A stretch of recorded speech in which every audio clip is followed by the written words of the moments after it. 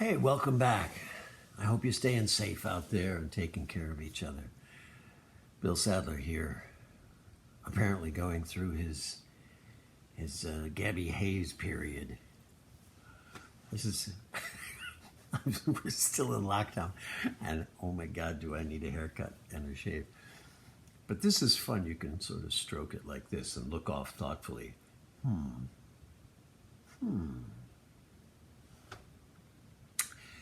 Listen, I've gotten a lot of questions about Deep Space Nine and the role that I played, Director Sloan of Section 31. So, I thought I would take an episode and try to answer some of them. Okay? Let's do it.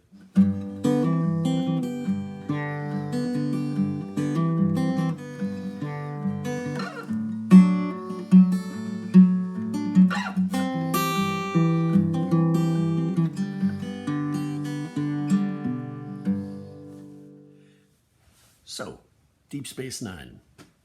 This was the 1998, 99, I think, is when we did these.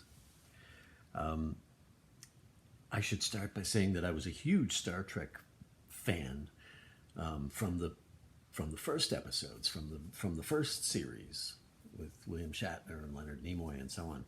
I just thought they were fantastic. Me and everybody else on the planet just got, caught up in those stories. And I loved the way that they could talk about us on Earth here in a way that we couldn't talk about ourselves on Earth here. By placing it off in the future, on another galaxy, people with different, they could address the questions that we were wrestling with ourselves down here on this planet. And I thought that was brilliant. I've always, when I got the call, they wanted me to play this, I think they told me at the time it was a 3-episode arc on Deep Space Nine. And I think it took me about 8 seconds to say, of course I'll do it, because, it's Star Trek. It's like, it's such an important part of the fabric of our culture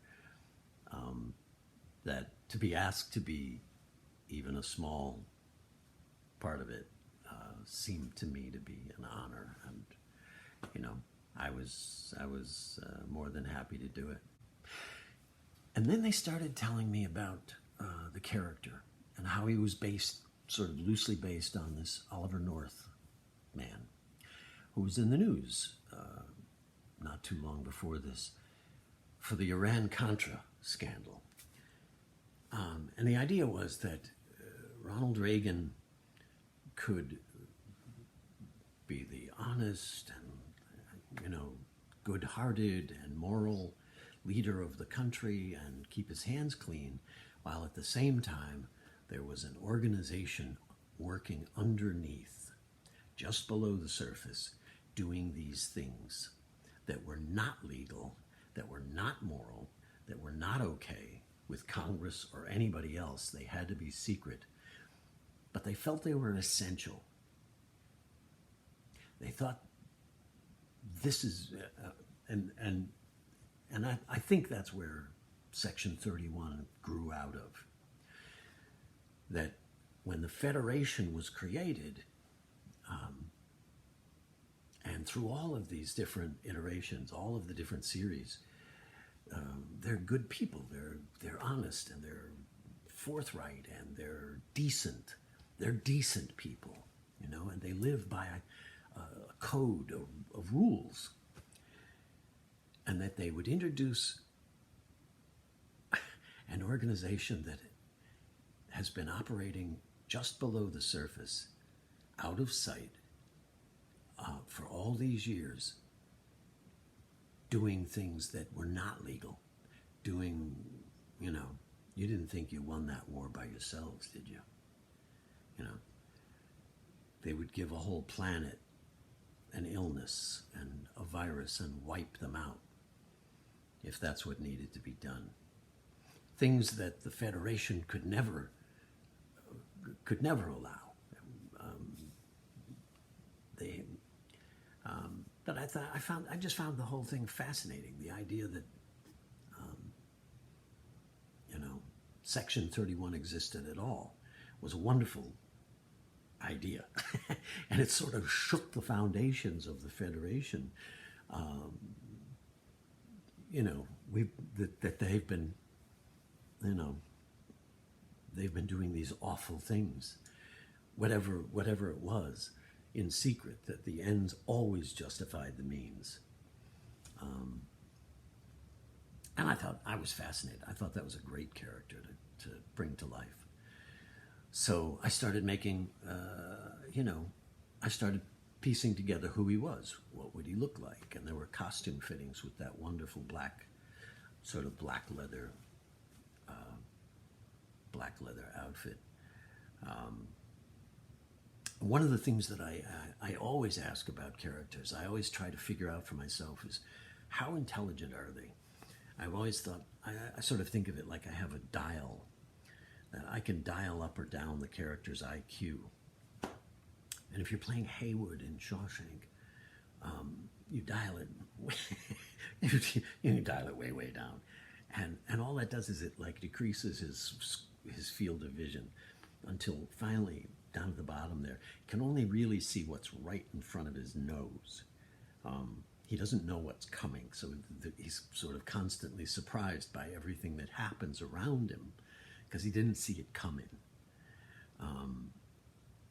But if you turn the dial to the other end,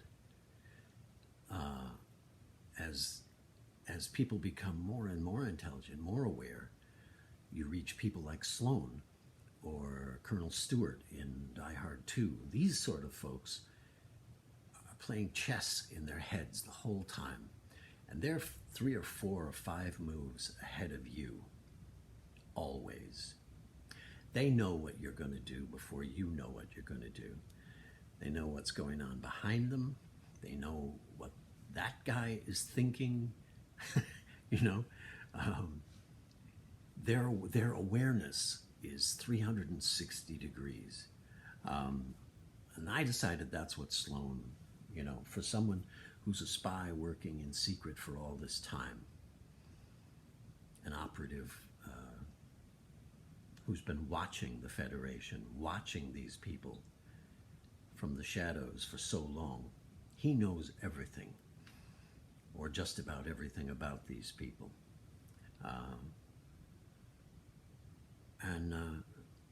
And so I made him, you know, I turned the dial way up. I also thought that his entrance, I loved that entrance where he's sitting there watching Bashir sleep. I just thought, he's just sitting there when Dr. Bashir wakes up, and you have no idea how long he's been there. And I just thought that was it was so unsettling, so creepy, kind of a startling way to meet someone. Well, that was a great entrance. But the character was laid out. I mean, you break down the script. You pick up a lot of clues about who he is and what he's like from what he says and how he interacts with people. I thought he had a military bearing. I thought he had a tremendous intellect or ability to see what was ahead of him, so that he could stay steps ahead of whoever he was dealing with. And that's really how I put together the character. I mean, that's how I put together most of the characters that I've played. You look for the clues in the writing, their function in the show, in the overall show, and then you try to find things in yourself that are like that. You know, my dad had a sort of a military bearing. He could be intimidating and frightening. You know, so you bring that stuff. Anyway, actor things.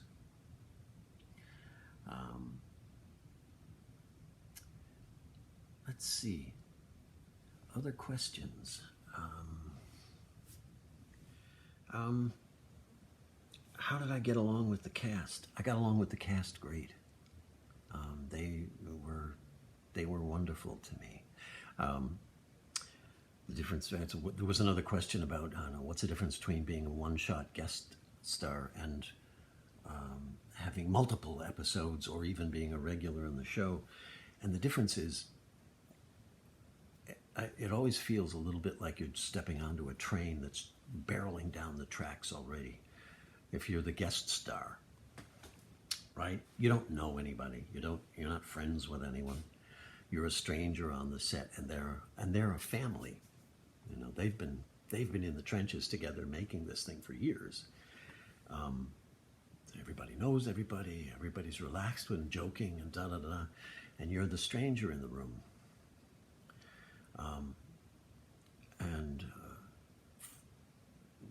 So you have to make friends quickly, or find your way on board this bus by yourself. But fortunately, people like Siddig and Michael Dorn went out of their way to make me feel comfortable and invite me into the family quickly. So that's the difference. If you're a regular on the show, you get very comfortable with everybody. And every episode, I love episodic, because every episode is like another chapter in the novel about this character's life. Your character just keeps developing, year after year. If you're the guest star, you have a job to do. You've been brought on to accomplish something in the show, and you have this much time to do it. So it's always a little bit more nerve-wracking to step in and step out, and step in and step out.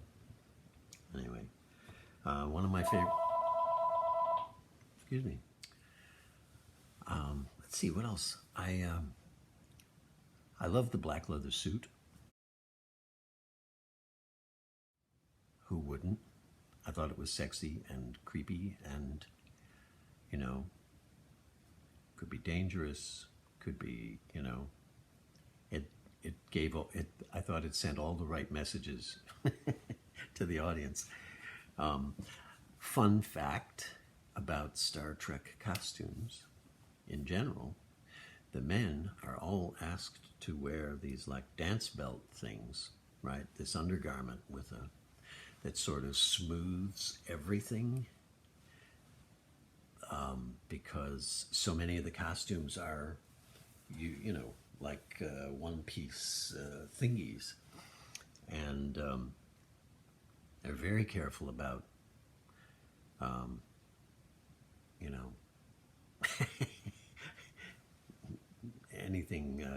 anything calling attention to itself.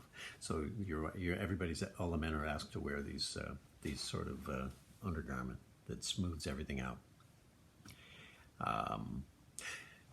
Another fun fact about the Star Trek universe is that they're very, very specific and careful about that you get the words right, what they've written. With some scripts, you can fudge a little bit. You can sometimes turn the words. You can make it come out of your mouth a little easier by,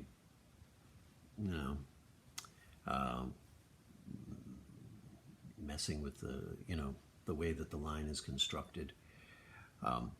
But in the Star Trek universe, you can't. You do it as written, every word. So if it's, I cannot understand this, It's, you don't change it to, I can't understand this. And that has to do with the fact that there's a certain heightened style, right? The Star Trek world, because it's set in the future and it's not on this planet and so on, it has this heightened, everyone speaks with a certain clarity. And you don't get people that are just, you don't tend to see people that are like, from a particular part of the Bronx or something. You're never going to find that. People have this very clean, very precise diction. Yeah. Let's see.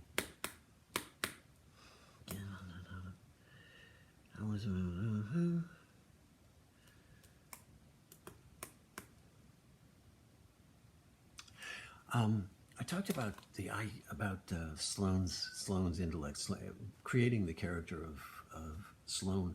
The first thing I did when I got to the set was I asked what his first name was, because in the script it just said Director Sloane of Section 31. It didn't give a first name, and I wanted one.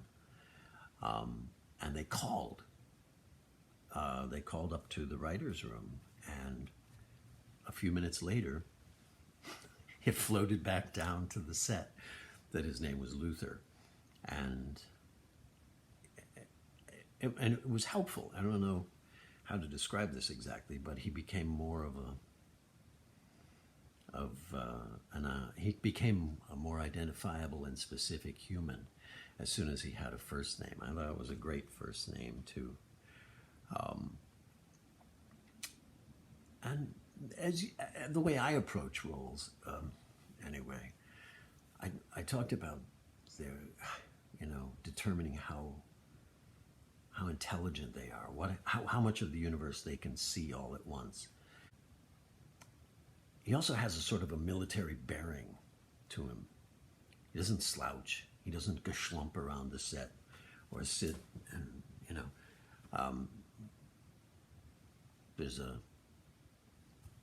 I decided that he should have because he does these hard things that have to be done,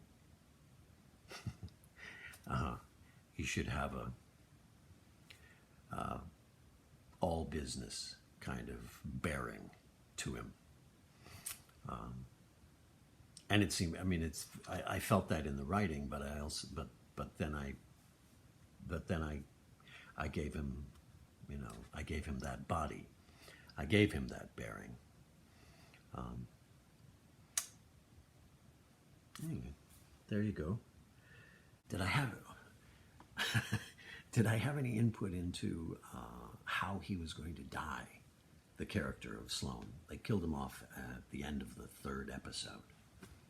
That's all he was in, was just the three. No, I didn't have any input into how he would be done away with. That he kills himself to get, that he,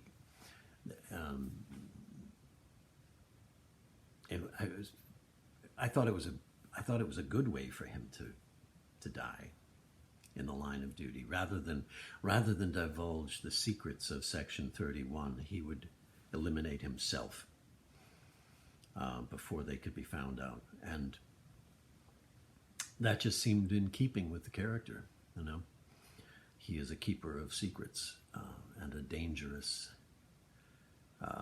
if he's your foe, he's one of the most dangerous people you'll ever run into. And if he's your friend or your ally,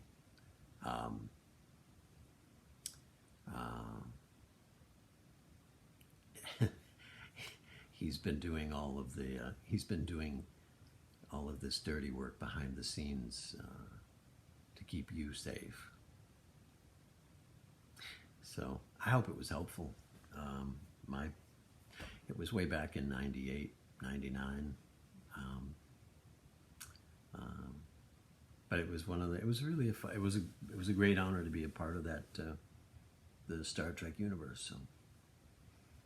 So, there you go. Thanks for the questions. I hope it was interesting. Stay safe out there, and we'll get through this thing. All right? See you next time. Hit the like and subscribe buttons. Come on. You can do that.